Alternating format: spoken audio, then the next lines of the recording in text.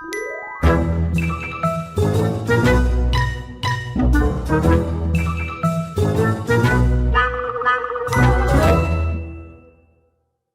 everyone. After a long time, we apologize to everybody, but I was out of time, Em was out of town, and this poor unfortunate soul sadly had to wait for us, and she was the model and patron of patience. So thank you so much, Brigid. You know what I kept telling my husband? I kept telling my husband that it was like the most Balkan thing I had ever been a part of.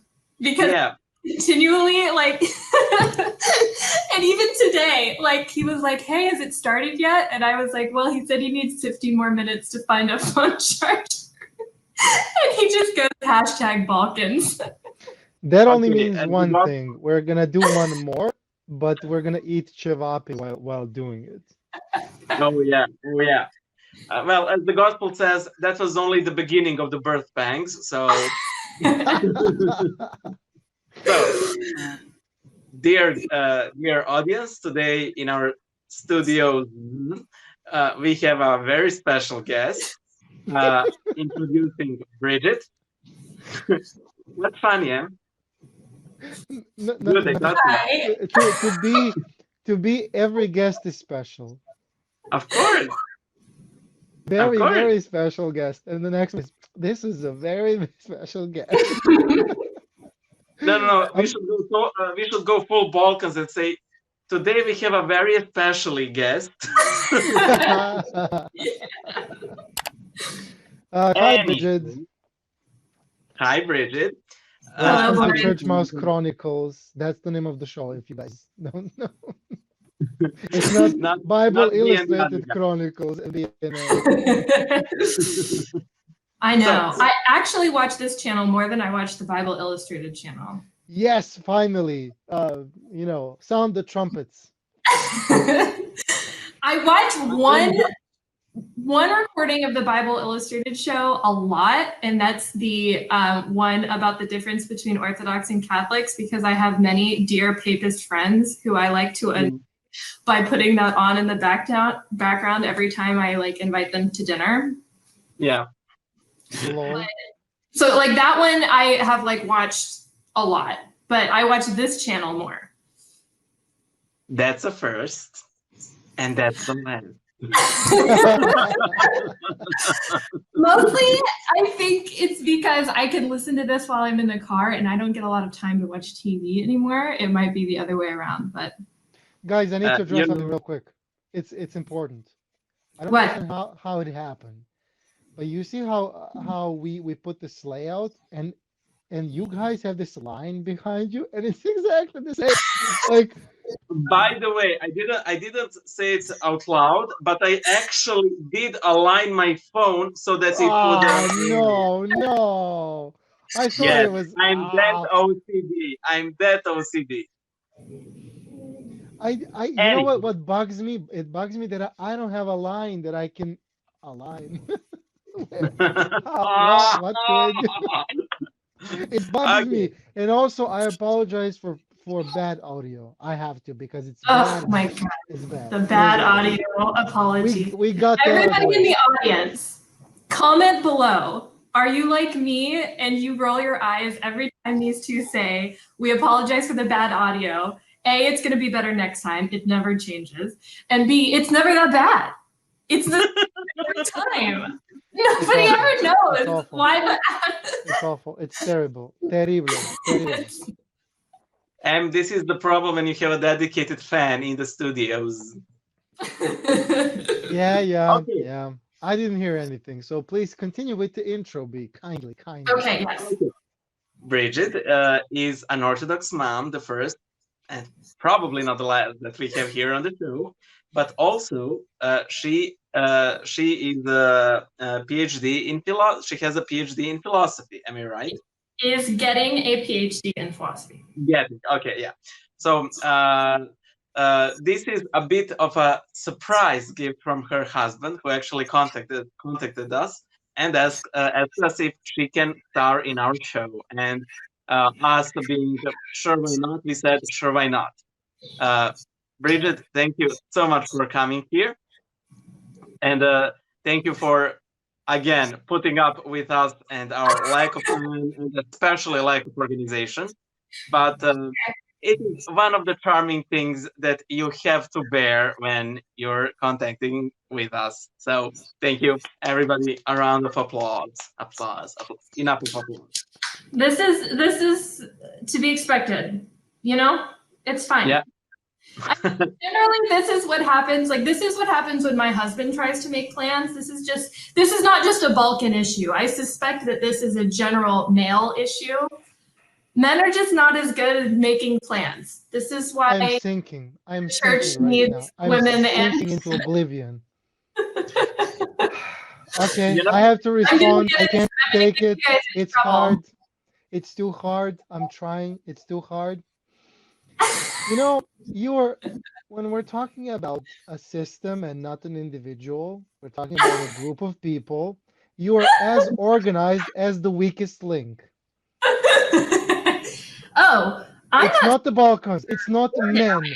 It's B. Oh, you're taking a jab at me. Oh, by the way, when you said that guys are not as organized as girls, by the way, M is half human, half organized system Trello board. Like, listen.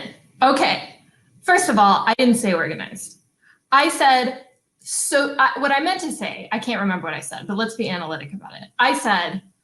I meant to say that women are better at making plans. We're better socially, right? I can't Socially, wait to speak we're the about ones this with who, my like, wife. we hook people up, we introduce people. Husband, why don't you ask that person to breakfast? It seems like you have a lot in common. We're the ones who do that. It's true. No, I'm sure that my husband would also agree with you and say that men are more organized. But I do think that in general, women are the social ones. It's one of the many reasons why wives are so utile. They're wonderful, but they're also utile. Here's a reason to get married. B, you need somebody to organize your social calendar for you. But you can also pay for you know, it. I know a guy. You know what? My social calendar is an Asher painting. It is hosts of friends flowing in and merging into one another and flowing and never stopping. And yesterday I met a friend and he asked me with how many people do you see on regular basis? And I went through my phone book, and after like 10 minutes, I said 41. Okay, well, this is a good counterexample to my generalization. Universal claim. A universal claim only takes one counterexample to defeat. I made a generalization, so it's a little bit more difficult, but... No.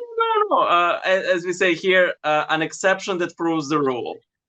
There you go. That's very Generally, I agree with you, but I'm also a counterexample. So I'm not defeating you. I'm just saying, hey, I'm a counterexample. B, stop for a second. Did you say you see 41 people on a regular basis?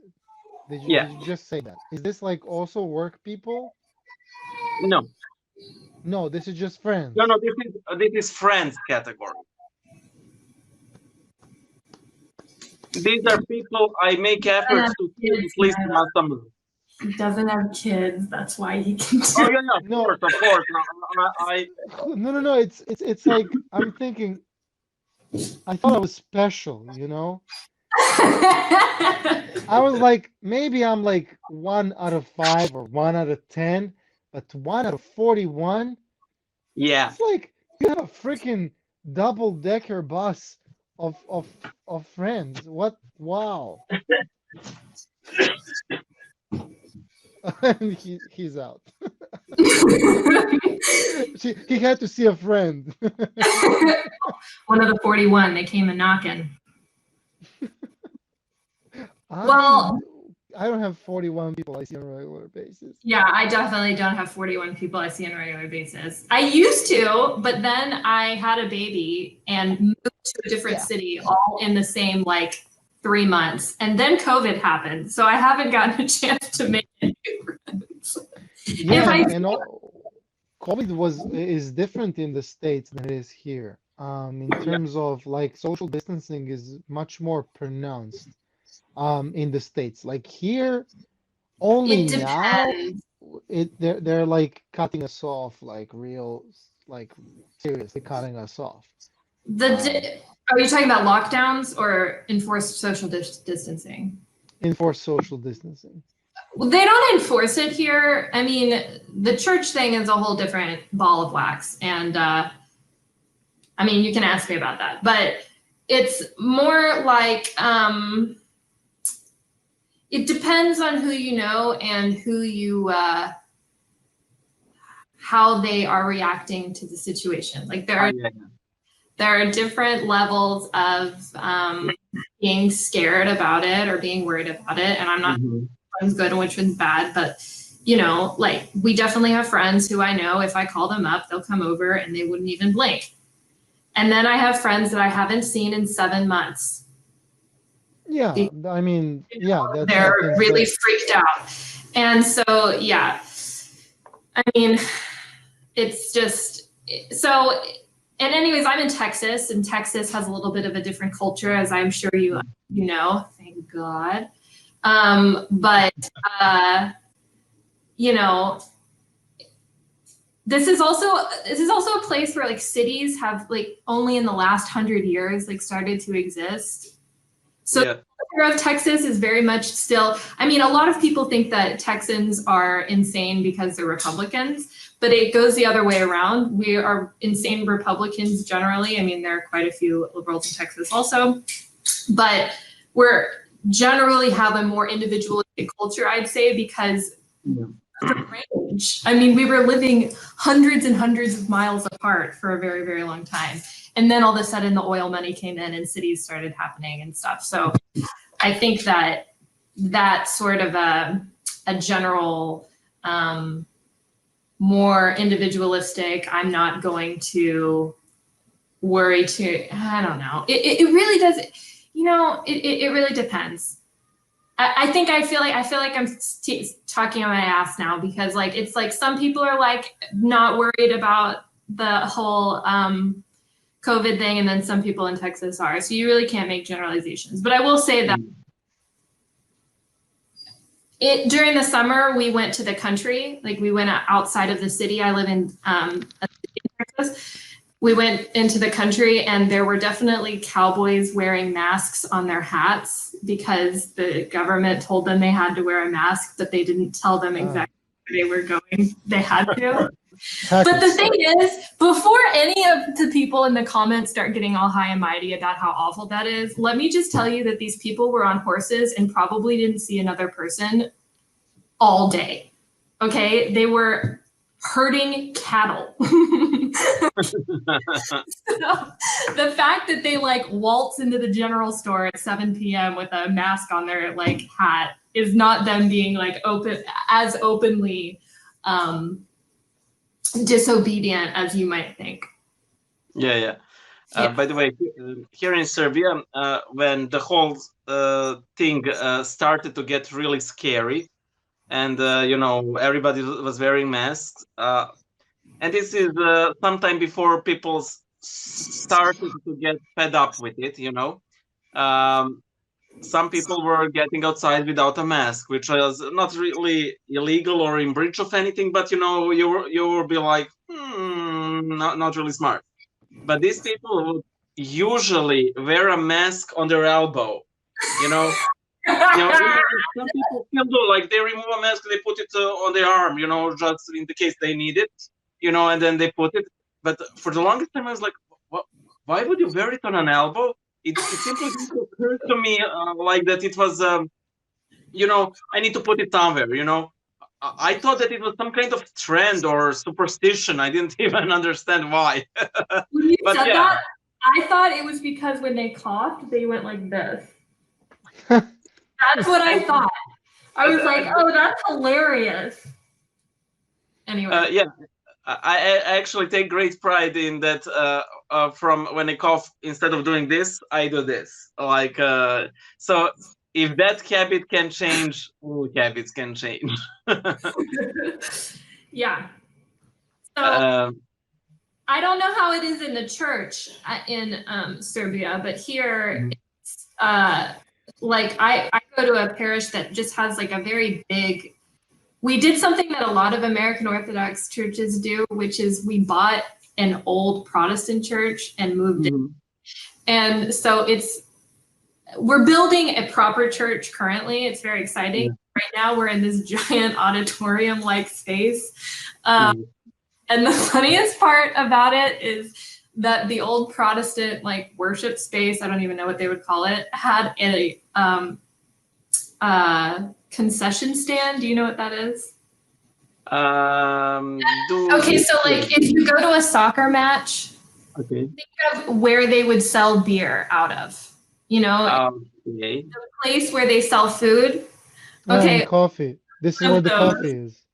Yeah, they have one of those, but it's in the sanctuary. And as soon as we got into this building, all the old Syrian ladies were like putting icons all in it and like covering it up. It's really funny. But anyways, so we get to be at like 75% occupancy. And so, you know, you get to sign up on a list, and once the list is full, like everybody else has to go to church online. And yeah, that's how it is. Yeah. I have a couple of things to comment and maybe a couple of questions, if you don't mind. Yeah. So first of all, I want to talk about how it is here in Serbia, because it's very, very... Yeah, I want to know. I'm interested. Very odd, in my opinion. First I think it's odd here too, but... Here's the thing, right? The rules exist, and recently they started really punishing people for not wearing masks, as well as the rules. What do you mean by punishing? Sorry? What do you mean? Paying the penalty, like paying a fee. But it's a hefty fee, like for an average like person in Serbia, it's a lot. But the point is, you know, there's a limit to, I think, 5 people that can be in one place inside, but this doesn't apply to churches. Don't ask me how, don't ask me. Good. You know, but this doesn't apply to churches. Simply put, nobody is controlling the churches in that sense. Maybe they will change that, but throughout the entire pandemic, which is almost a year now, or actually more, but since we are all aware of it, it's been almost a year. There was no. This I'm talking about Serbia. I'm not talking about Montenegro, where it was a whole different story and a clash between the government and the religious. Long story, but what strikes me the most is that one, right? Nobody controls, and second of all, the very obvious, visible difference between how people are handling this, right? You will see people in the church inside without a mask, inside with a mask, outside without a mask, and outside with a mask. Like, I've spent 90% of liturgies which I went to during the pandemic, I spent them outside of the church.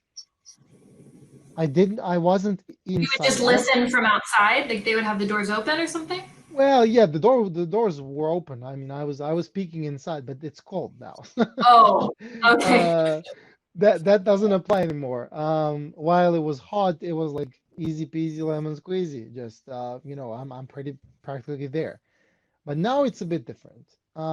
And to be honest, you know, yes, today was the Divine Liturgy. I'm in my wife's parents' house. There's older people here, blah blah blah. And she told me, you know, if we're going to church, you know, maybe we should just wear a mask and that's it. Like, you know, kind of there's a bit more responsibility to it now than it was maybe 2 weeks ago or something. So I actually went to church with a mask today. So, you know, I don't necessarily know how to behave. In all honesty, I don't necessarily know how to behave about these things. I don't judge anybody wearing a mask. I don't judge anybody not wearing a mask. Right. I'm personally not a fan of governments forcing anything upon anybody. It's You would be so welcome in Texas. Do you know that? With that, you should come here because everybody would love that.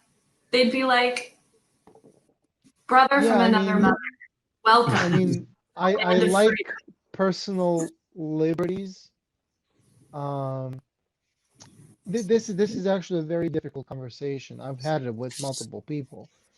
And it's very hard actually when you think about it. It's very hard to do good, because you're not really sure what good is, Are you endangering somebody or not? If you're endangering somebody, that can't be good.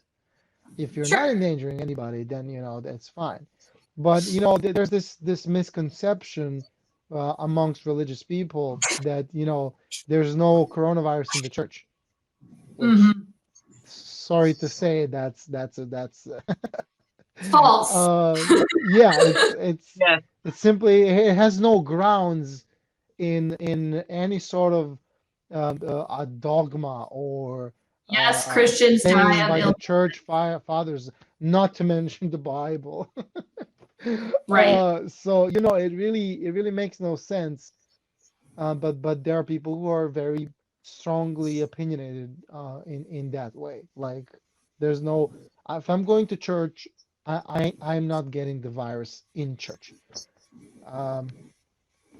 So what are your guys' opinions on that? I kind of just wanted to spark the conversation rather than me being here under the spotlight and just saying my piece, because I'm very not fully determined yet in terms of what I should be doing.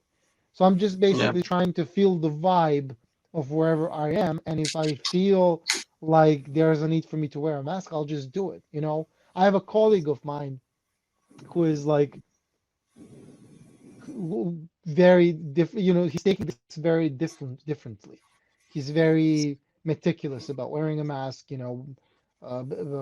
Personal hygiene, wearing a mask even outside. That's very, very harsh. I think it's almost going to an extreme. Like, it's wash your hands, but don't wash them 5 times. That's what I'm saying basically. But I'm very respectful, about what he's doing, because that's his way, and he's not only thinking about himself. That's my principal reasoning behind masking in church, other than the fact that my priest wants me to do it, is I think that I do it so that other people are comfortable. Here's the deal. I don't want to do something that will make people who haven't been to church in 7 months not come. Say it was the first time that they had been back in 7 months, and I'm posting up with Nina in the back, mask off, sneezing everywhere, whatever, chanting loudly, breathing on everyone. I mean, that sucks. That would be wrong. And so the reason I do it is for other people. Because, I'm not convinced that the masks are doing what I think a lot of people think they're doing. But they're not. Yeah, I know. I'm trying to be diplomatic so that I don't screw you guys with your... just read when you buy the package. Just read what it says in the back. That's all. Yeah. Just read it. I know. It's not rocket science. Okay, so yeah. So that's what I think. I think that I'll do anything to keep the liturgies open, because the worst thing, I don't know if this happened in Serbia, but the worst thing was there was about 2 months where we weren't allowed to go to liturgy, and it was all online. No, we didn't have that. It was awful. We did. My kid, Nina, is, well, during that time, she was 12 months. Now she's 18 months old. Okay. For her, it was freaking me out. It was freaking me out that it would go longer, because she was young enough to where I don't think it affected her that much. But now, this is principal formation time. You know what I'm saying? go read the Pew Research studies. We got to take our kids to church if we're going to have Orthodox churches that are vibrant and, you know, continuing in the United States, right? Our kids got to go to church. They have to, and her watching it on a screen was not she was not getting integrated into the life of the church. And her dad and I know that we're converts, okay? It's not like we know how to, we're trying our best to set up a little church, but, you know, we're only like 3 years into being Orthodox ourselves. Yeah. So it put a lot of pressure on us to be like, do we need to buy more icons? Like, do we need to get a lot of incense? Like, what's going on? You know, like, make this feel better.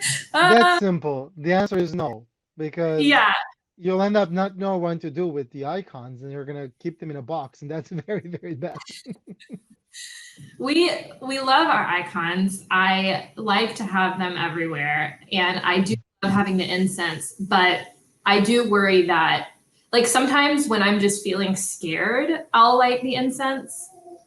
But I am an overthinker.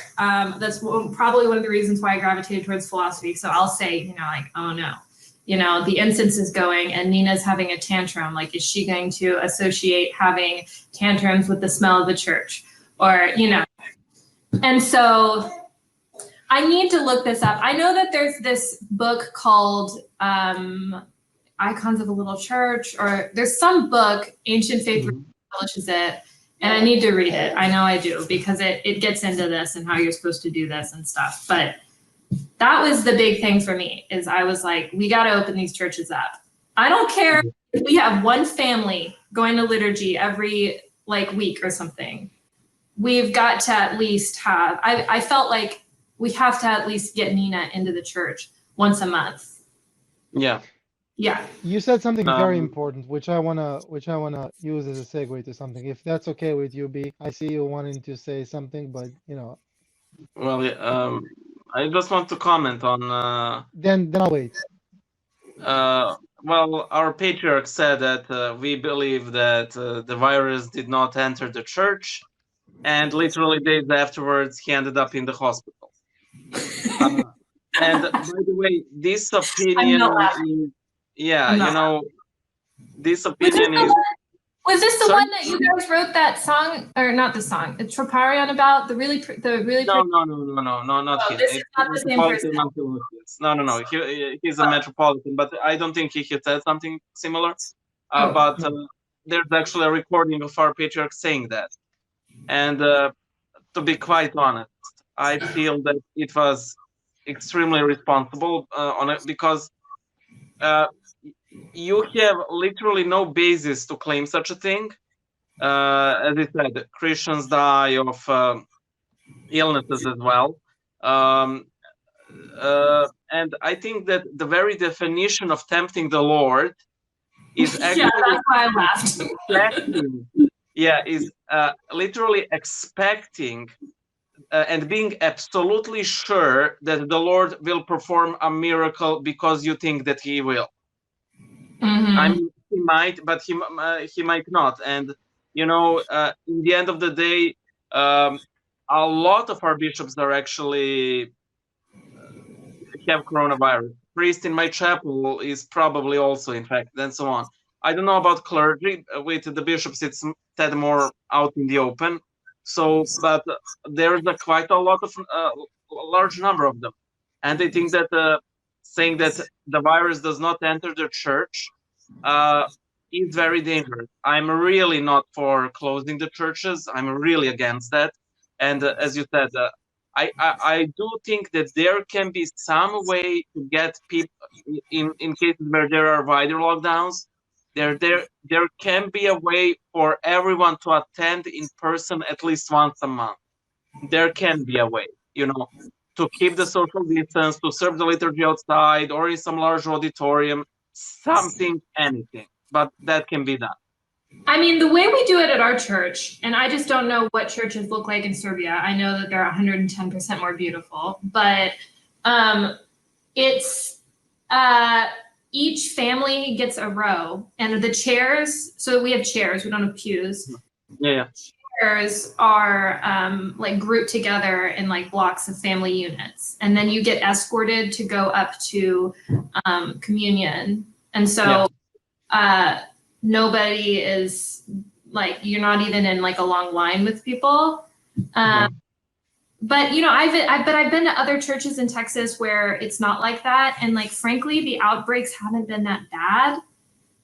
As long as the masking is consistent and the you know, you don't have coffee hour or whatever. Yeah. But so, for example, like our church is, like I said, pretty big. We had 2 people contract the coronavirus after a funeral. We weren't sure if they had gotten it from the funeral or not, but we stopped all liturgical services for a week, just because we were, like, worried about it. Just in case. And we, you know, we started the week after we figured out from contact tracing that they hadn't even gotten it from the church. But I mean, like, to me, that was a very responsible thing to do. I thought it was like overzealous because it was only 2 people out of like, I don't know, like almost like 150 from the church. But so it's been pretty successful, at least in my experience. I mean, in my experience, our church, we haven't had mass outbreaks. My secular family constantly asks, have you had an outbreak yet? Are you still going to church? I am. Like, no. That thing is universal across the continent. Like secular, it's always like, did you catch something? Did you lick the spoon? Did you lick the handrail? So yeah, I mean, I think that more than once a month. I think I like the 75% occupancy rule, but I don't know, you know, because there's a really beautiful church called St. Seraphim's in Dallas, and that's an OCA church, and we went for a while, and that they have no pews, but it's a little bit of a smaller church, and but there are a lot of people who go, and so 70% occupancy. I actually don't know what their rule is for what they've been doing, but I mean, why not have more? You know, like, here's something nice. My priest started offering liturgies in service of like certain like patron saints, and we had never done that before. And those would be where he would be like, if you're scared, no one's going to show up for this, so this is the one to come to, you know? Wow, that's amazing. So, that's precisely what I'm talking about. There can be a way to accommodate a lot of people, maybe not even a majority, but still a considerable number. Yeah. But as you've described this, there's obviously, in terms of Orthodox, there's obviously a huge level of decentralization in the United States, decentralization of organization, which is why you can actually have a certain church do its own thing. While okay, is this not the case in Serbia? Is it like a lot more? Exactly not the case. Why? Because and that's my problem. You said one thing that's crucial. You know, your priest told you to wear a mask. You know, I'd love if priests here told people wear a mask, because at that point you don't really have to think about it anymore. You just have to obey, because obedience in this case is an act of love, period. 100% Christian, 100% Christian. Nothing to worry about, think about, just wear a mask and that's it. It's a little bit of an organizational issue. But when the patriarch goes public and practically says there's no virus in the church, that is a problem. That is a problem. I'd love it if our priests were in the position to actually, like, you know, do something about it. Wait. You have to describe this to me more. Why isn't your priest in a position? The head of the church, whatever church you go to, so you have a priest, and he's the one who, you know, says the announcements after liturgy, right? Right. He's the one who. Yep. Yeah. Okay. So why wouldn't he be in a position after liturgy to say, hey, I'm not telling you to do this because it's going to protect yourself. I'm telling you to do this because it's going to make people feel more comfortable to come back to church, and that's what the important thing is. Who would he I'm going to say this is a guess. I'm going to say this is a guess because I can't claim anything with 100% accuracy because, well, it's this side of the resurrection. Yeah, there's things that are open for interpretation, but our church here in Serbia is being run exactly like our country is. And this is what I wanted to say. Yeah, go ahead. I mean, any one of us can say it. Like it's perfectly fine. I can give you a concrete example. Yeah. Okay, when you come to every church here, there will be a sign. Please wear a mask. The split second you cross the threshold, nobody will ask you about the mask. Now let me give you an example of my workplace, which will go unnamed for apparent reasons. Whenever I come to my workplace, I'm like supposed to wear a mask, and at the entrance, those guard people will point that temperature measurement gun in my forehead. It will measure a temperature that's a couple of degrees lower than a healthy human being should have. Every time they measure me, I say something along the lines, officially I'm dead, yeah. And then I go, and then I don't have to wear a mask. I don't have to wash my hands. The higher-ups in the government have been starting sending inspections to state authorities, but how does that go? The split second they enter the state authority, you know, phones go, by the way, wear masks, they're coming. And everybody's like, and, you know, in Serbia, it is all a facade. I don't know if, you know, I don't want to romanticize what's going on here either. I mean, yeah. Like we all said, everybody sort of knows that the masking thing is not doing what we all wish it would do, which is protect our faces from the coronavirus, right? So, I mean, yeah. And like at the university that I work at, if I go into office hours with certain people, I know that they are comfortable and I am comfortable. And like, if I happen to take off my mask on accident or something, it's not going to be a huge deal. Other ones, it is going to be a huge deal because they're really freaked about it. So like, I don't want it to sound like it's great. It's,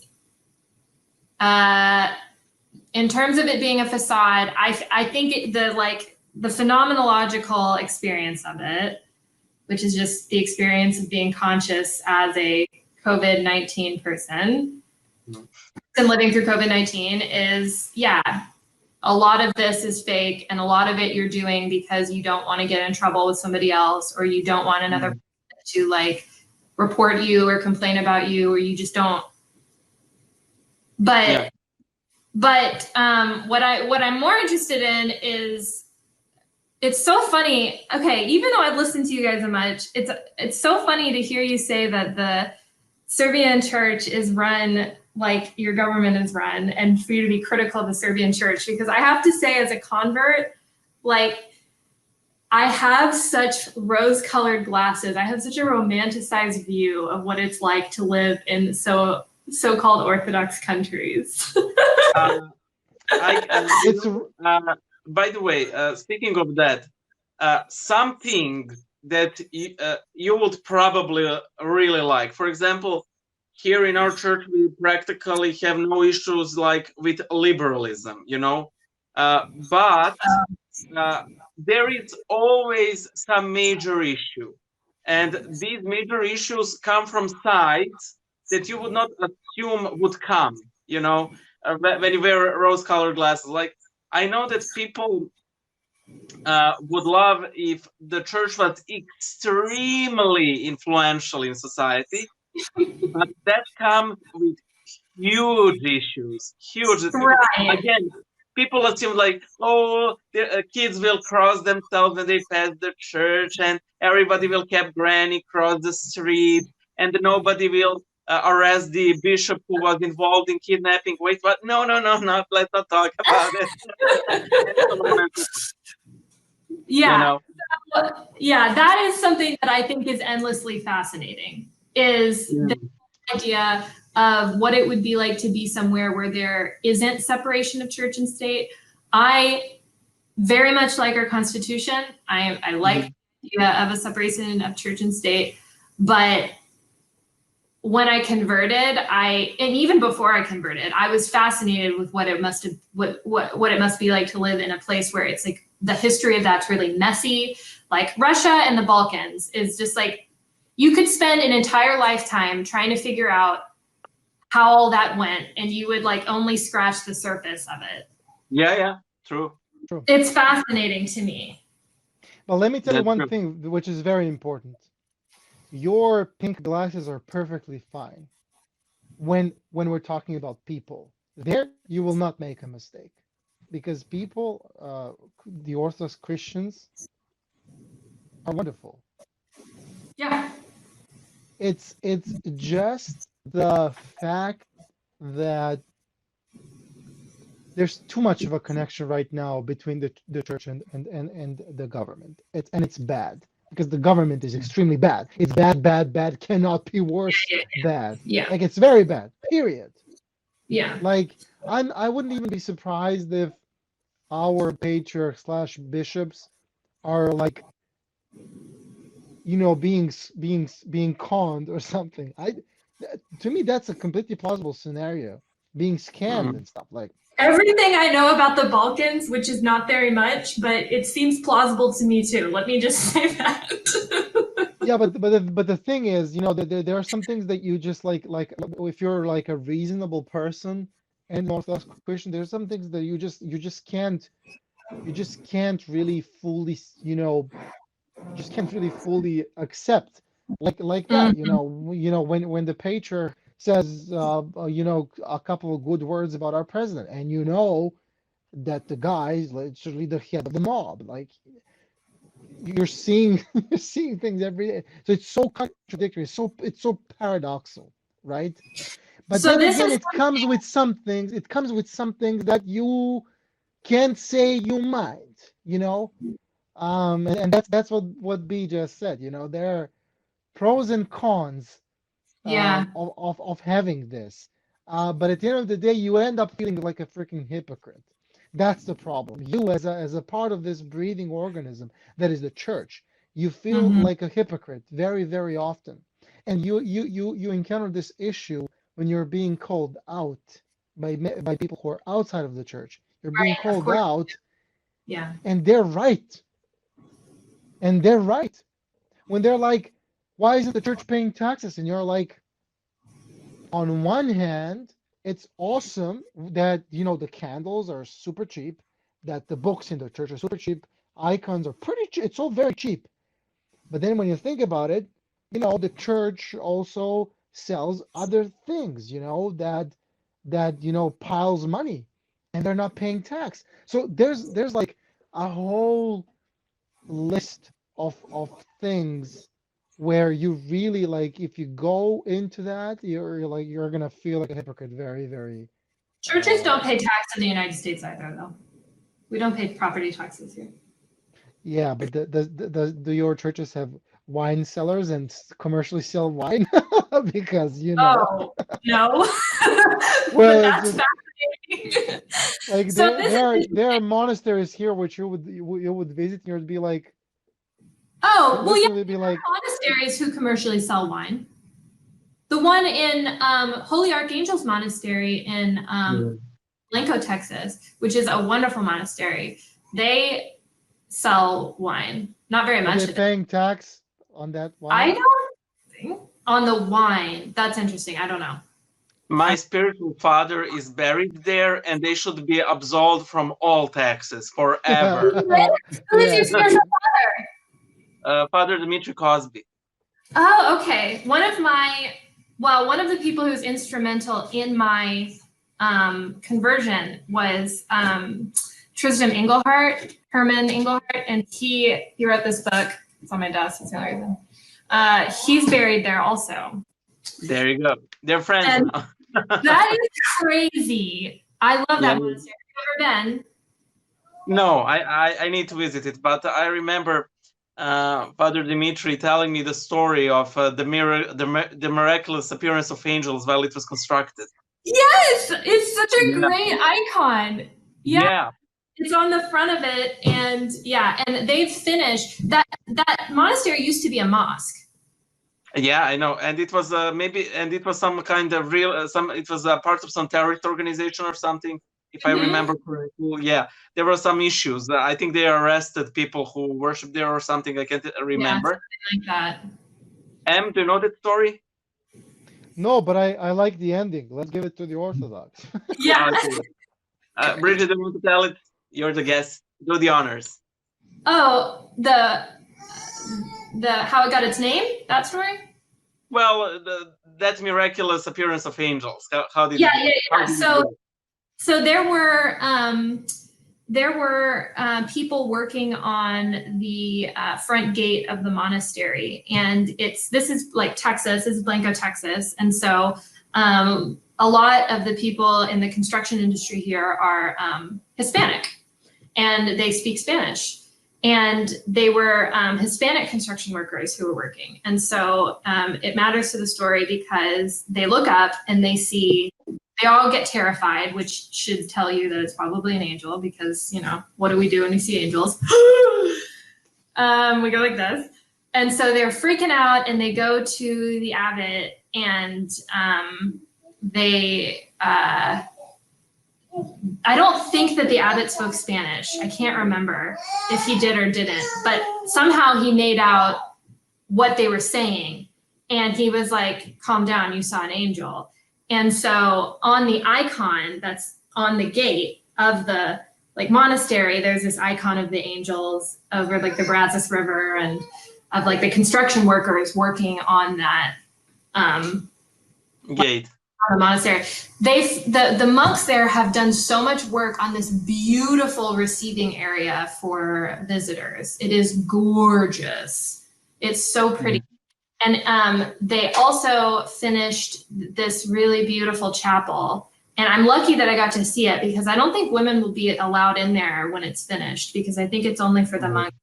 And so I got to see it before I wouldn't be allowed in, and it had this is the first time I saw one of those chandeliers where you have the prophet on the outside and then that blew my mind. I just thought that was the coolest thing with the hand. I had never seen that before.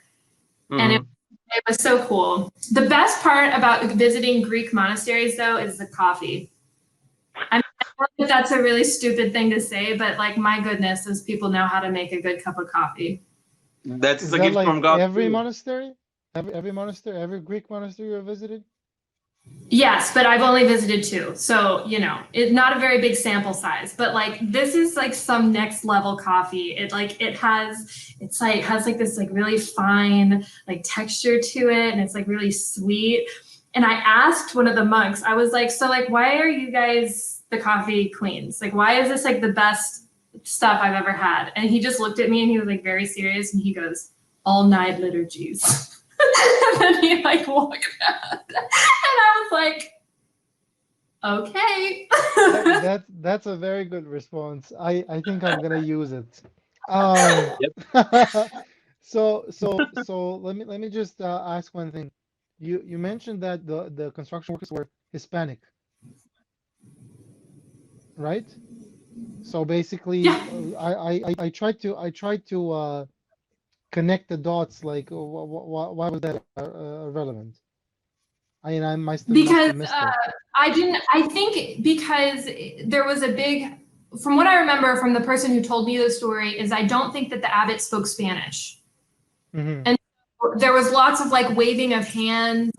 So this is basically okay. I get it. Okay. Yeah. And also because it matters because they're painted that way on the icon, and it's wonderful because, you know, Texas used to be Mexico. Okay. Yeah. And so my grand hope, and the church is growing in Central America, but I think it's important for there to be Hispanics on Texas-based icons because they're a huge part of like Texas history. Yeah, so yeah. To me, that they're on the because it's just it's very Texas. I remember part of the story why it's important that they couldn't describe what they saw, because when they entered the abbot's office, they kept pointing at an icon of Holy Archangel, and they were guys walking around, and they looked just like these guys, and Holy Archangels. Yeah. So, it's amazing, and whenever I think of that story, it gives me such chills. Like, ugh. I know. Yeah.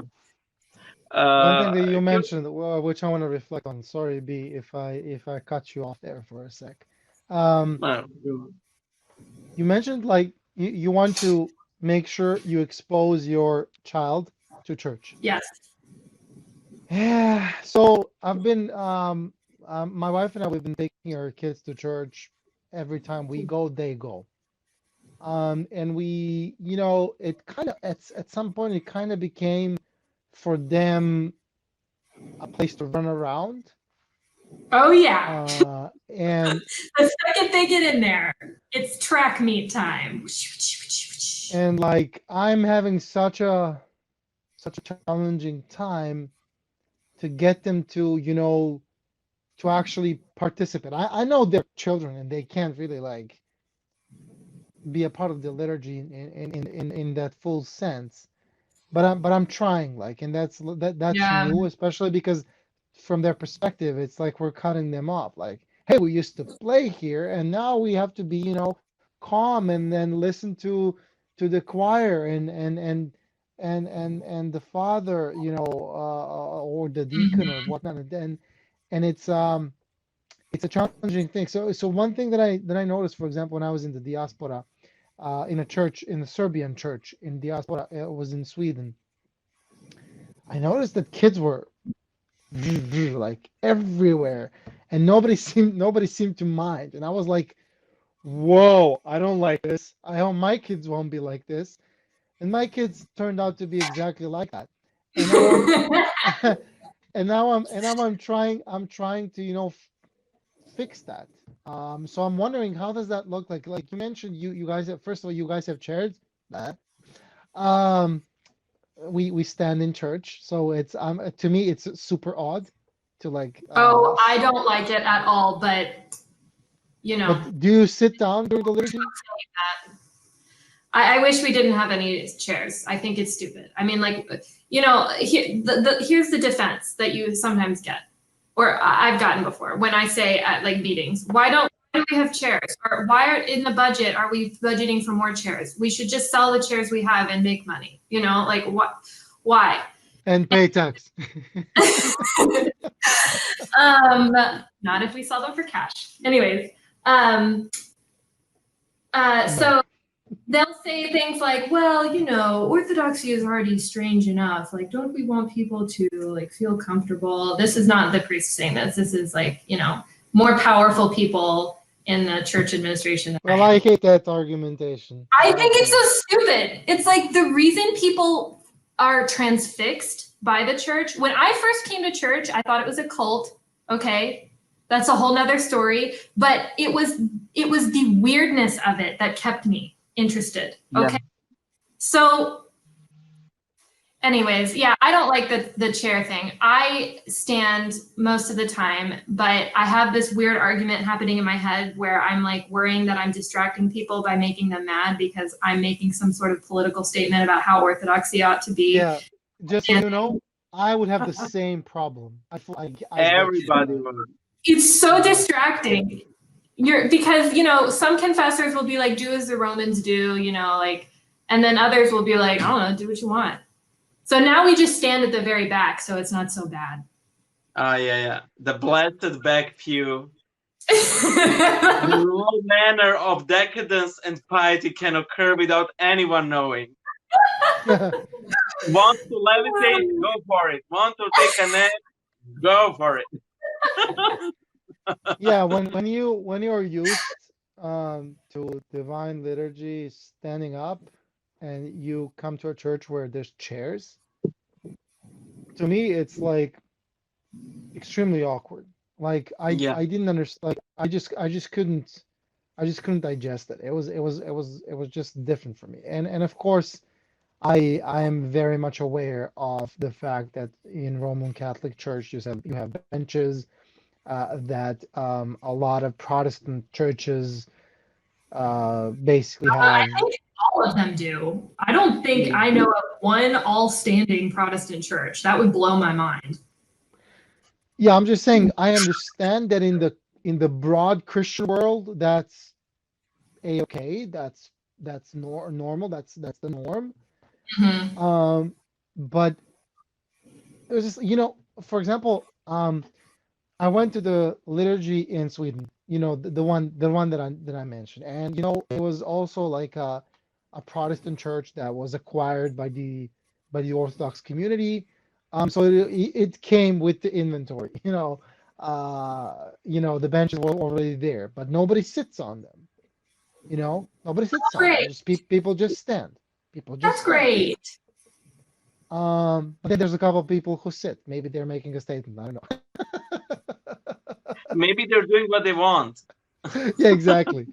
But then I think That's the funny thing though, Milos, is it's not like the people who are sitting are having that same like talk that we are in our head.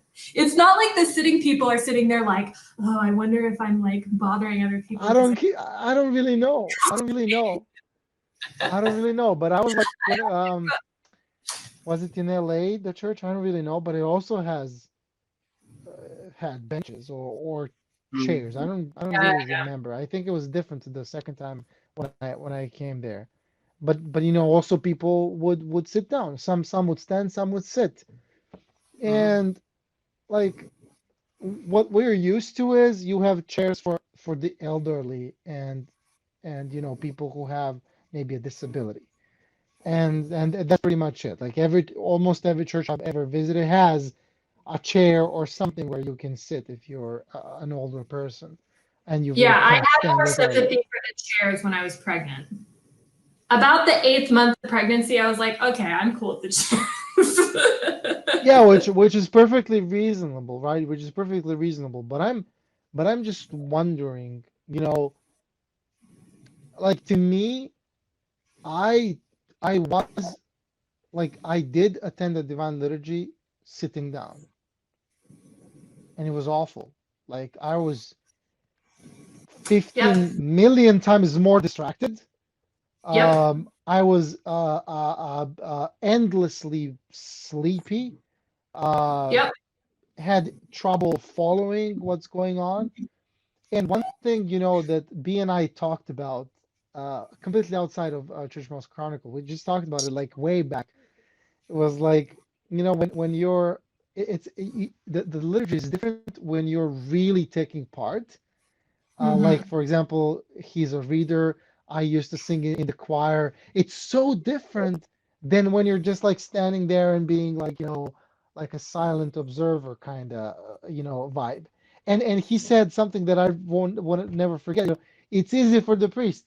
He like, he has his program. He's basically going through, through a set of well-defined, sections of the liturgy. Like, to him, the liturgy is like this, hour 15, hour and a half, done. But when you're sleepy, when you're like, groggy and whatnot, and you're trying to, follow, it's a bigger challenge.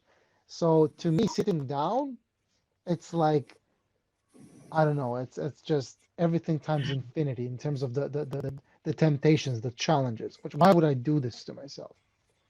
I have to say that I have quite a lot of survivor's guilt regarding the liturgy, because like oh, you're so pious, and I'm like, well, yeah, because it is so much more fun when you wear a white robe and carry candles and light incense and give the censer and go around and everything. And there's, oh, you're so pious, and I'm like, yeah, but like you guys were standing like candles all the time. That is where the true power in the liturgy comes from, not from us who are like, oh, a juggle. Now we juggle things, Yeah, and God forbid, if you were tempted to say like, I'm bigger than the other guy, I'm more powerful, like I'm better. God forbid you go that way. No. I don't know if you guys know this because half of me is like, are they setting me up? And on the other half, I'm like, I don't think they know. But like, this is one of these like hot button issues in the United States Orthodox community that's just gonna get me in trouble. Is the chair thing. Is if you ask me what I thought about women covering their heads in church. We can talk about that. I cover my head in church, but please, let's not talk about that because I'm so tired of arguing with people about it. B, I know what our topic for the next one is. I'm happy to do it. It's just, I don't know. It's just, it's like the mask thing. I'd rather not talk about it because seriously, if you're not coming to liturgy because you're mad that other women, not mad, because you are uncomfortable with the fact that some women cover their heads, just come to liturgy. Come to liturgy, okay? It's okay. Like, come to liturgy. People like me are gonna cover their heads, but it's a piety that we do. And the official line that I've been given. The more cover, the more pious. No, you know what it is. Okay. The more cover, the more power. Ladies in the church mouse audience, try covering your head for the following reason. It like cuts off your peripheral vision. It is so much easier to concentrate. I just have to say, it's so much easier to concentrate if you can't see, like from other side. Now, here's the thing. Test it out as well. I have an 18-month-old. I know what it's like to have like a kid like pulling at your head covering. Also, what had a very difficult pregnancy. I know what it's like to be in 102-degree weather, Texas heat with a freaking head covering on. Okay, I know.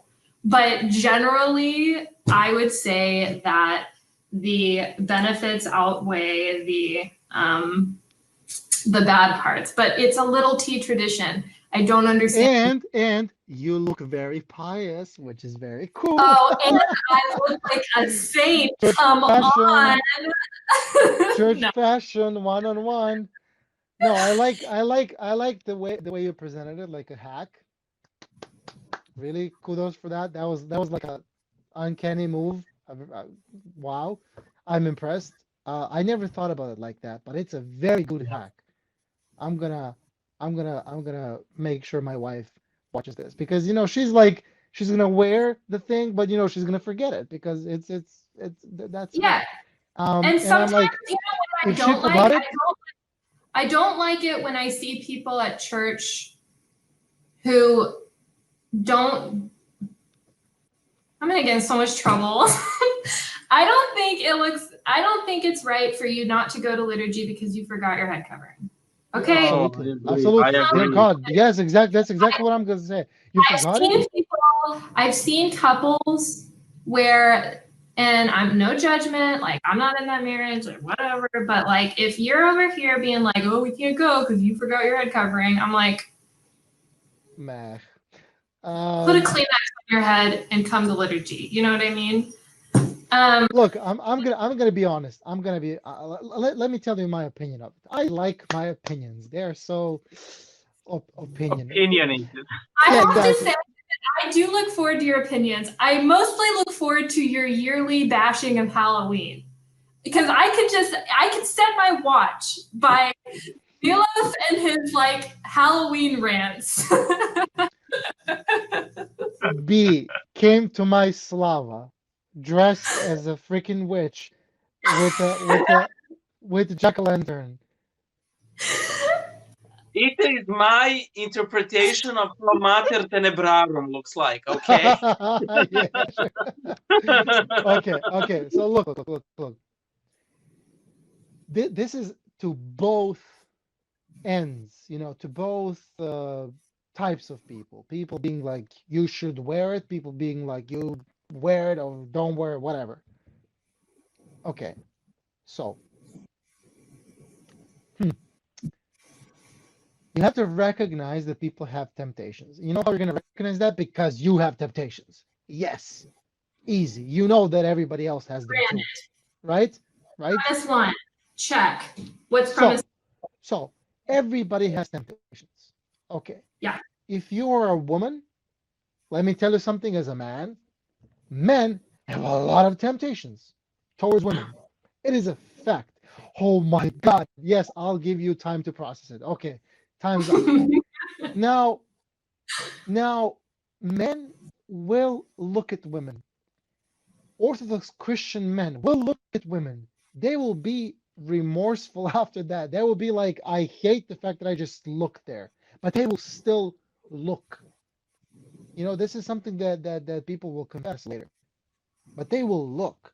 So if you're giving them more to look,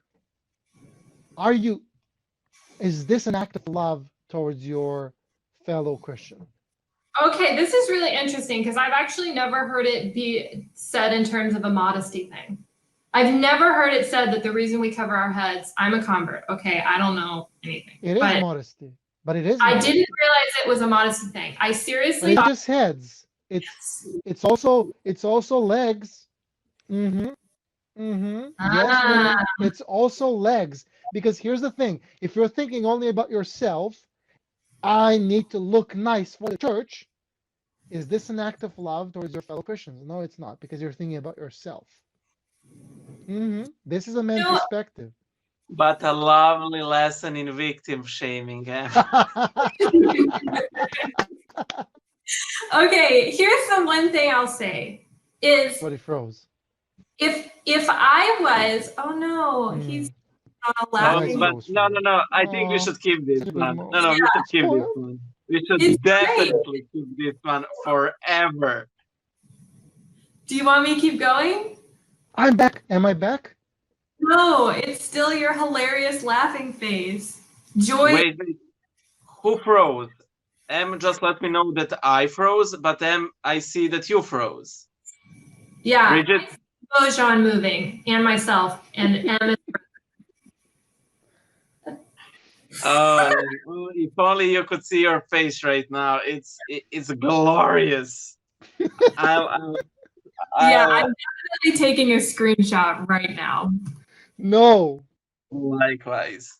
I'm gonna sell it on the internet because you guys are famous. I'm gonna make a lot of money, and I'm not. Oh, he's gone.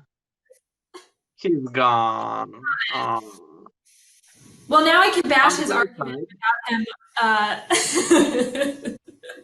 By the way, I love how each one of us has his or her hot topics that you're like, oh, I hate discussing this because passions get welled up, and like I'm with Halloween, you with wailing, me with Toll Houses, and like, no. You with Toll Houses? You could have picked so many things. Sorry for frozen up on you guys in such a good moment. Here's the deal, though. I will say, as a convert, okay, and modesty is a topic that we could probably spend an entire episode talking about because I've been thinking about it philosophically a lot because I find it to be incredibly difficult to think about. It's one of those topics that seems really easy, but then when you dive into it, it's very difficult. Especially because I didn't grow up around modest people, I think. Because I'm not, I know modesty. Okay, the monks at that monastery where our friends are buried, those people. Okay, but they're also monks. So what modesty looks like outside of the monastery, I think is very difficult. And I've spent a lot of time thinking about it. And I'm sure your audience is going to roll their eyes when they hear me say this, but I'm blown away by the idea that covering my head is an act of modesty. I'm modesty. I need I'm not disagreeing with you. I really need to use this. I'll do it in a sec. I'll let you finish first. And I'm not disagreeing with you. I'm just more and more amazed at how different men and women are. Yes, exactly. Look at my bad haircut, and it would distract them from the liturgy. Look. It blows my mind. If here's how much I'm convinced of the differences between men and women. At this point, if my husband is like, yeah, that's true, or if like my priest is like, yeah, that's going to be distracting, I'll do it. Because all I know is that I have no idea how you people think. Well, the fact is, internet didn't let me finish. Internet froze me, the bastard, and I didn't really finish. I started with one side of the story. Okay. Let's talk about the other side of the story. Now, I'm trying to look at things from the other perspective as well.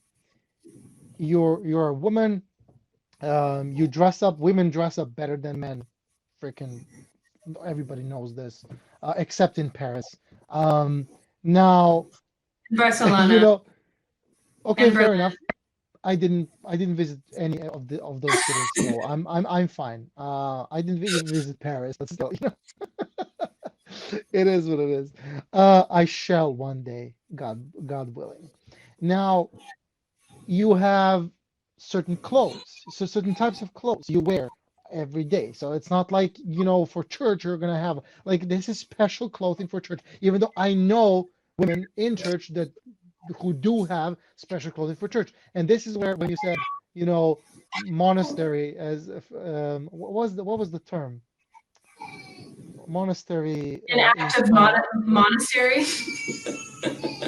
Yeah, the thing is, you will see women who never wear it in church. They will wear it to the monasteries. That's like because you know in monastery. This is good. This is good. I've done that. I shouldn't do that, but I've done that. Yeah, because if you go to a monastery without one, people would be looking at you like very, you know, judgy.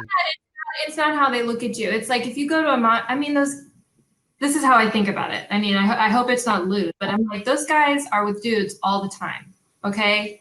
Like, I think that just the presence of a woman at a monastery is like difficult. If you're gonna like tramps in there in like, you know, your street clothes, come on, that's just rude. That's hard. That's like going to a prison in like, you know, okay.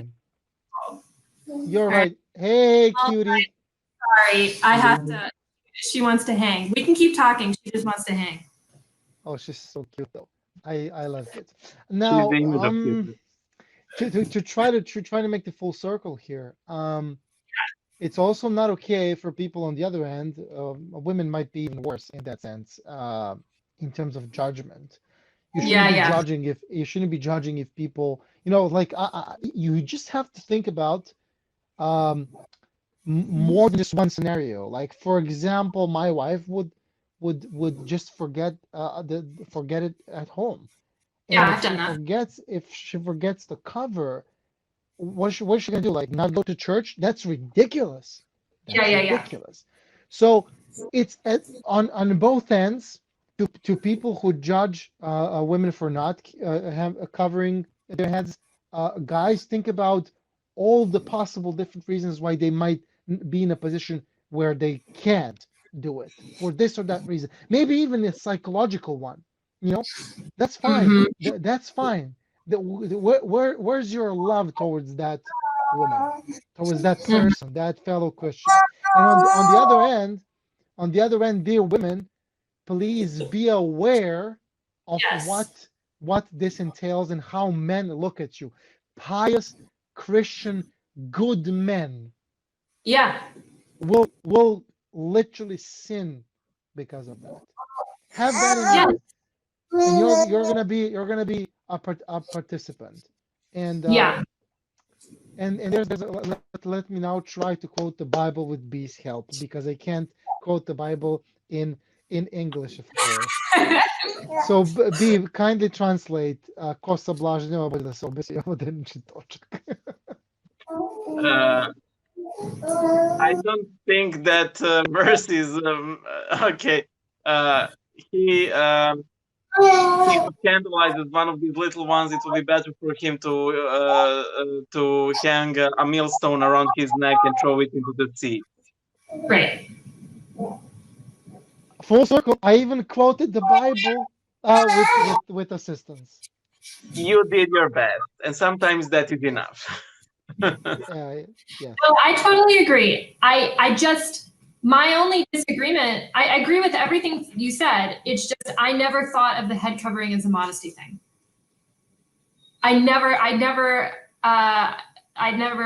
Yeah. Don't worry, it's a monastery thing. It's a monastery thing. No, it's a modest. The point about the legs and everything is a whole nother thing that is really interesting because those are modesty things.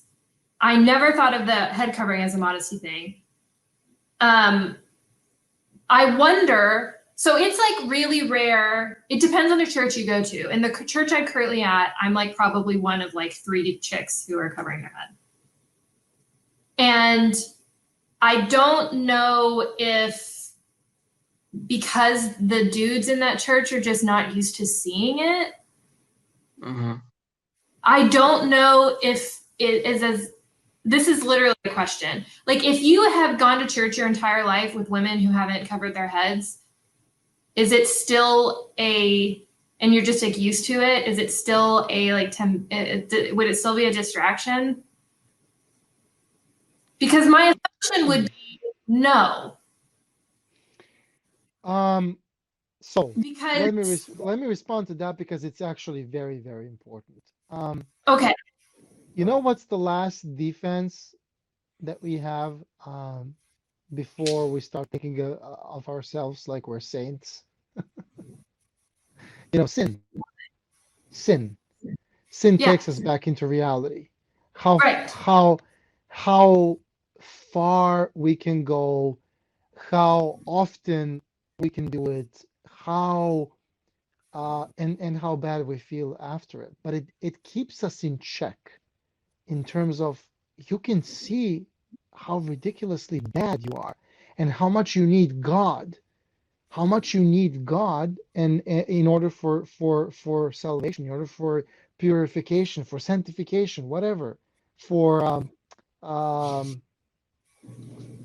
let me go back to it in a sec. But here's the thing: the temptation never goes away. Okay. It never goes away. Never goes away.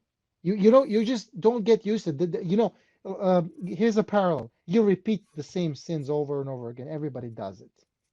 Why? Why didn't you root out something once and for all?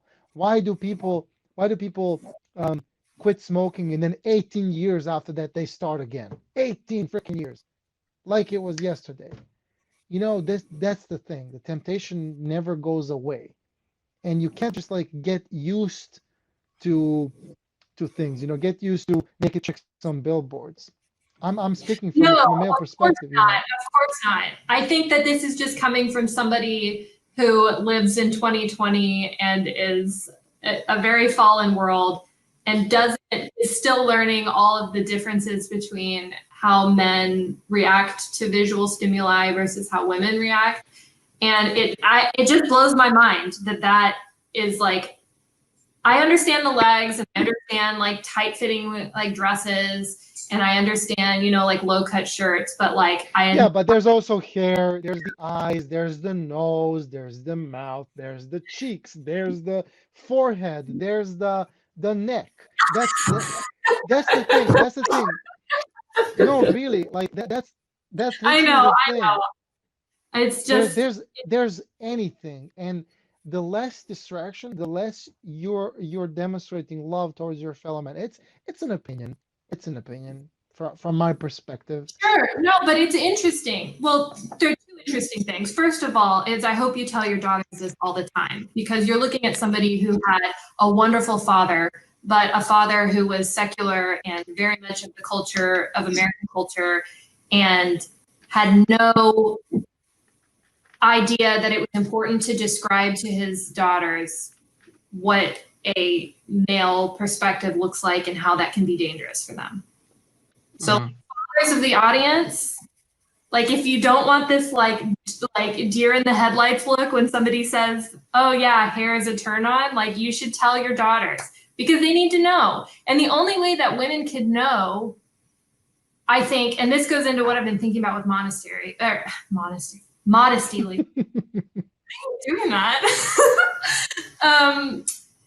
The only way that women can come again to like fully appreciate like the way they dress and how that affects others around them, is to like have honest conversations, I think, about how it affects like the men around them. But it's difficult to have those conversations, especially if it's outside of the family. Like it would be an immodest conversation to have if it was not, if you were a man and you were telling this to like somebody who isn't your wife. So that's the difficulty of the thing, is I find, and in my experience this was true, somebody who grew up secular without the church, who had to learn modesty really late. Like, I mean, after I got married, I had to learn what modesty meant, because it didn't occur to me until I was told by my godmother and others, like, you dress like a hooker. They didn't say that, but I'm just being funny. They were a lot nicer about it than you know, so it's never late to learn good things, and modesty is a good thing. It's never too late, but this is such a crazy topic, especially in our own time, because it's like somehow generations before us knew how to do this, and it took like 2 generations to like for all the knowledge to go away. And now I just feel like it's a lot of guesswork. I don't like that. I don't like guesswork. It's a lot of guesswork. It's a lot of, it's fascinating. And to me, the more fascinating is, what does modesty look like for a man? Yeah. Fascinating. Because women aren't as visually stimulated. Some of them are, and like some of them have like similar like sex drives as men do, but in general, the data points to women are much different triggers when it comes to like tempting them towards lust and stuff. Yeah, but let's also be realistic about it. It's the 2020, and the objectivization of women in advertising in everywhere. Like, there's so much stimulation. How do you say it? Like, that you can't really fully blame, especially if we're talking about young, for example, teenage boys. Yeah. Dude, like I pity, like I understand, like it's so different now than it was when I was a teenage boy, and I was like, if I was a teenage boy now, like, how would this influence me? It's awful. It's awful. Yeah. You're being instructed. Think about the teenage girls. They see and they say, that's what men want me to be. And if I'm going to want, which in most cases is, I do believe that most women want a husband. That's another thing that's going to get me in trouble. If they're going to find what they want, their thought process is, okay, I have to be that. And that's it's such a complex topic if you think about it. But I've always seen the church as an island where I can actually really escape the clutches of reality, the clutches of the everyday secular world we live in, and just communicate with God and with fellow Christians. Like this is the point to me. This is the point of the divine liturgy. It's all of us there together in prayer. Like, I'd wish if I was able to, like, in every single liturgy, like, fully concentrate on everything and not have distractions, not think about my work for starters, not think about how I'm gonna raise the kids, etc. But that's not the case. And for example, now in this period of my life, I have certain things that are bothering me. But let's say if I think about, for example, those teenage boys or boys in general, like young people in their 20s, for example, like, what do they think about? Yeah, they think about God 100% of the time. Yeah, right. No, that's not it, because they're being bombarded from all sides, and same goes for women. They're But being you know what I have to say? bombarded. You know what I have to say about this is like my husband and I are these people. We're in our 20s and we converted late, right? We converted, I was 24 and Dylan was 25 or yeah, something like that. And it gets old. Like secular people who like did the secular dating scene, who like had all of this nastiness like going on around them. I mean, for goodness sake, my husband was a bartender. Okay. One of the things that like brought us limping to the church was how boring it gets, because it is not an end in itself like God. Yeah. It is like pizza. You can have too much of a good thing. And after like, 5 years of pizza, you're like, is this it? No, and it's one of the things that like totally took me by surprise by my husband. I met my husband when I was about to get baptized, and we had been friends for a really long time. And he was like, let's date. And I was like, no, I'm baptized, dude. Like, I can't be doing that. I'm turning my life around. And I was basically like, hey, I don't think I'm going to be able to give you what you expect because I'm getting baptized. And Dylan, who wasn't Orthodox at the time and wasn't going to any sort of church and had no idea what Orthodoxy was like, that sounds a lot more interesting than anything I've been doing. I'll go with you. Nice. So, I mean, there is a bright side to this, which is, yes, these like temptations are real and they can be utterly addicting. I mean, I'm doing research for a paper right now on this topic, and it's terrifying how absolutely addicting like online pornography and things can be. Yeah. But the boredom that is widely reported can be it can be one of those things that can turn somebody around, I think. Sense of emptiness, boredom. That's why the Lord says, I'll give you water that is alive. How do you say that? Living water. Living water. Okay, thank you. I'm going to give you water elemental. You know what I thought about? I thought about like Dune.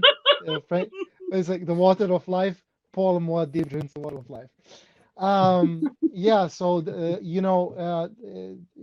is the water from which you will never feel thirsty again. Right. And that's the thing, right? That's the thing, and that's why to me, church is that. It's that one thing in my life that is continuous. That is God. God is like that. God is and was and will be the same, right?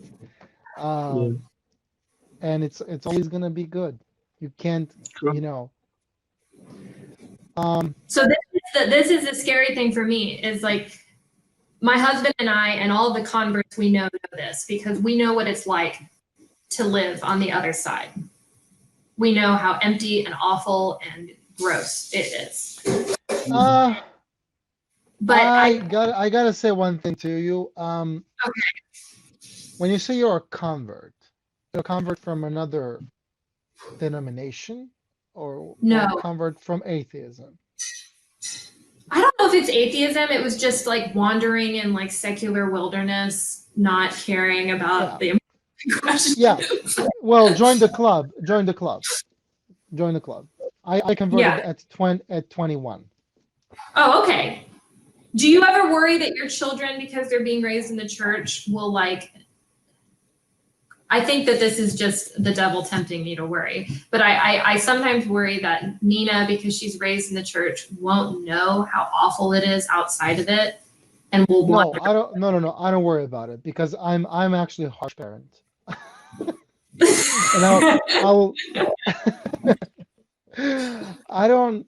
I gotta say, if I start to think about my kids in the future, I instantly start to worry, and I'm Yeah, I scared. know. I'm scared I feel it in my bones.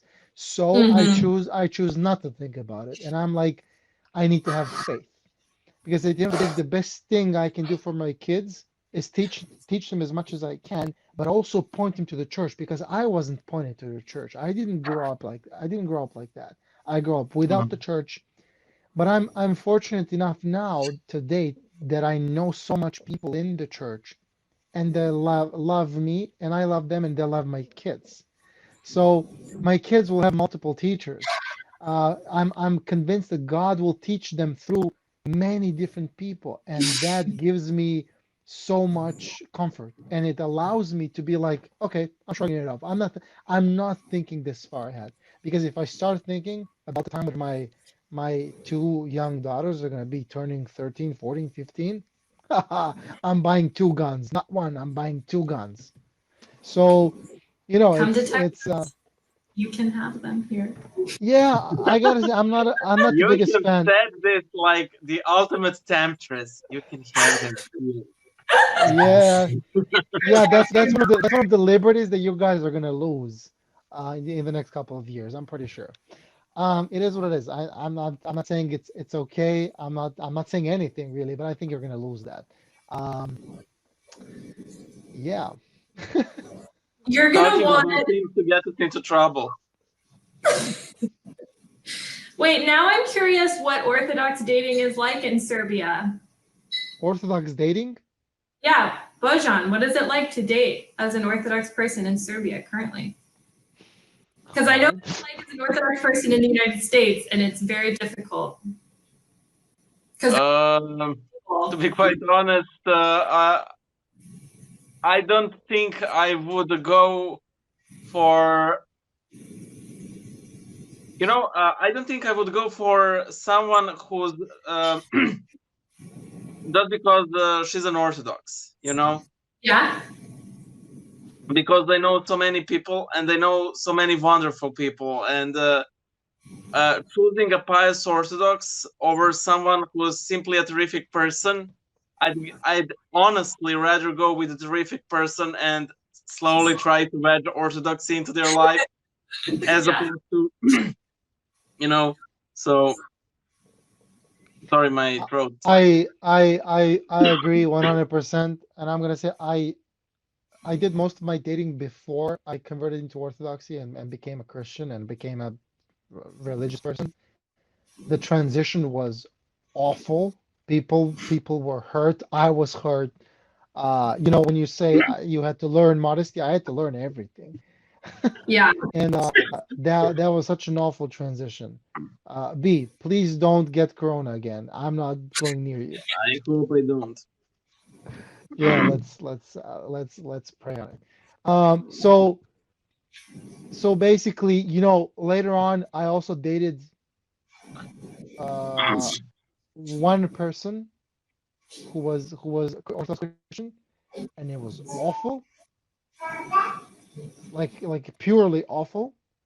And then finally, my wife is literally what B just described, a phenomenal person who was neither here or there, and she embraced everything so lovingly and in such a pure way that I can I have so many things to be grateful for, and Right. that's at the end of the day, that's it. I mean, I feel that same way too, because I've seen my husband and I, like, we came to the church together, we feel like it was so fast for him. It was like he went to a couple of liturgies and he was like, yeah, this is the truth, I'll convert.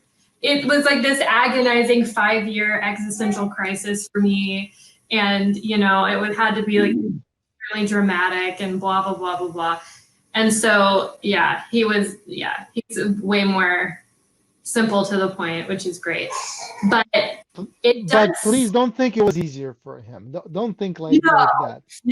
No, actually, yeah, of course it wasn't easier for him. He just made it look better. He usually does. But I feel sorry for people who I know who are dating in the church currently, because I don't know if it's like this in Serbia, because it was is an Orthodox country and it's still kind of in the water. Mm-hmm. It is, I think it's a little bit harder to date secular people, especially in an election year, because there's such a divide. Oh, yeah. Okay? And so, like, my god sister, she was in Texas. She found her husband in, like, online, and she had to go all the way to Alaska to find an Orthodox husband. Oh, wow. It was like, that's a lot. That's the sort of extremes that you hear of all the time. And it's, so I was just, know what it was like in Serbia, you know? I have a very easy piece of advice, which I've given to people many times during Church Mouse Chronicles episodes. You want to solve a big life problem, pray to God for a year. Right. I know. Constantly. I know. Do it with pure heart, and have trust in God. It's going to happen. Most certainly, it's going to happen. Without a doubt, it's going to happen. So don't worry about it. Don't pray for specifics. Like, don't be like, I want a Prince Charming with black hair and blue eyes and such and such. Did this much cash. No, pray for what God wants for you, which is well, if we're talking about women, pray for a good husband, and that's it. And whatever you get, that's what God wants you to get. If he's an alcoholic, that's what God wants.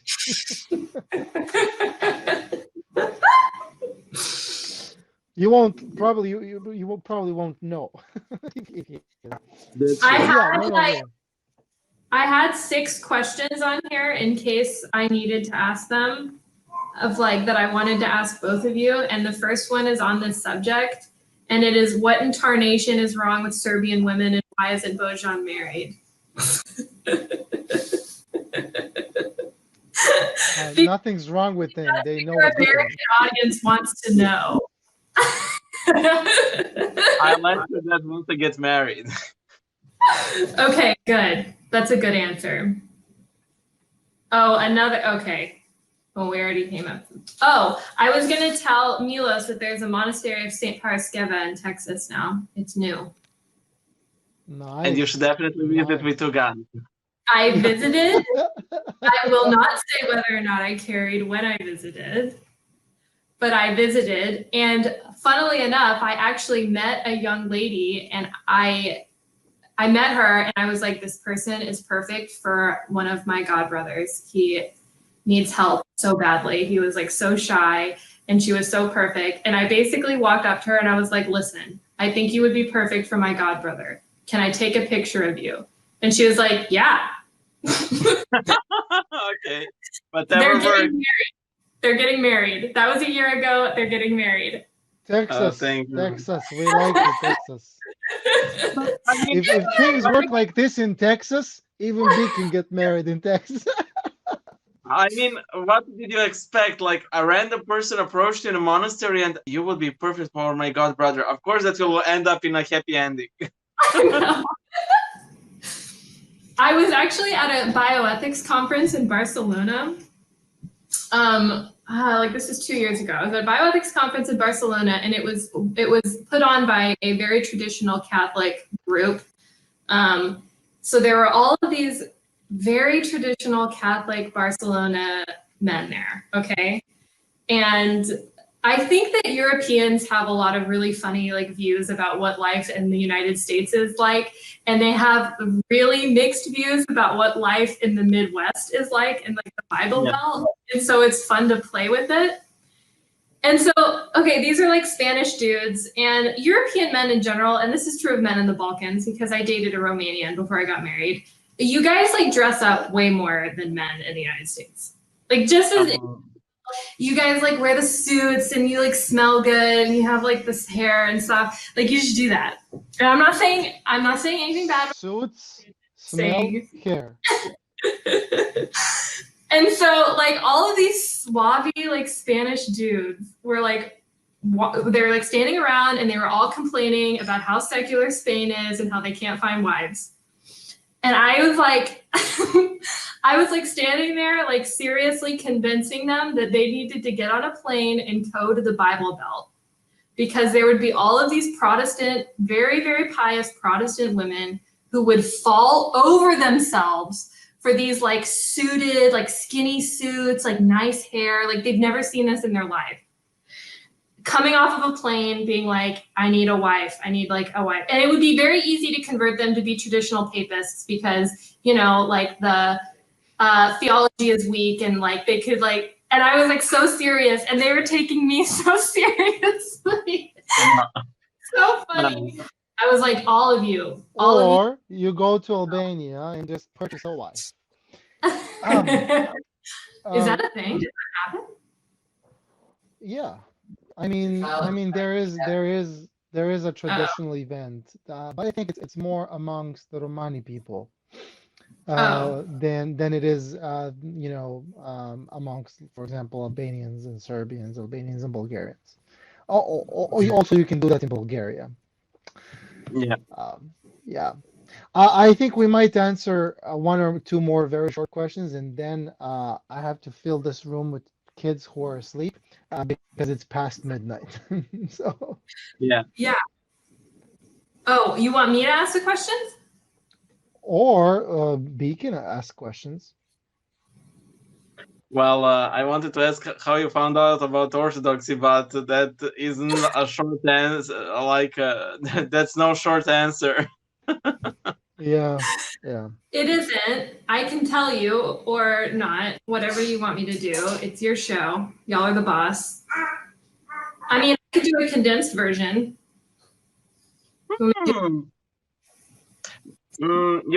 I think it would be better if we met up for another, your introduction to Orthodoxy, because I think it would be a shame for you to share your journey in a condensed version, and then we appeared on the top of Mount Everest.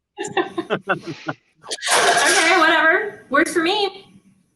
Okay, we'll keep in touch and we'll let you know when we're available, and if you're available, we have a second show.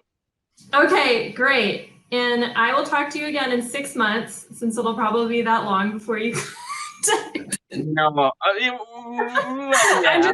just teasing you. I'm just teasing. Okay. Well, thanks for having me on your show. Oh, thank you. Thank you for being our very special guest. Yeah. Okay. Well, have a good Advent fast, and I will talk to you soon. Thank you, and thanks for putting up with us and our lack of organizational skills. And awful audio and all of that. Also, please say hi to Texas for us and hug it for us. Yeah, we will. Come here. And, yeah, hug Texas. Yeah, that's what I said. It's a monastery thing. You wouldn't understand, B. It's a monastery thing, Bojan. Yeah. Okay. I got you.